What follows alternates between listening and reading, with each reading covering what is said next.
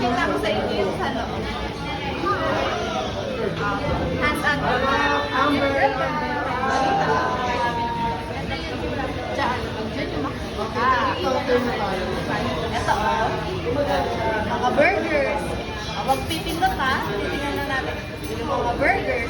Tapos pagka halimbawa nakalimutan ni ate pero sabi ni mami mo, magkano yung burger McDo? Ito. Yan, lalabas sa price. Ganyan yung nakikita namin pag order kayo sa may labas. Tapos ito yung Happy Meal, di ba?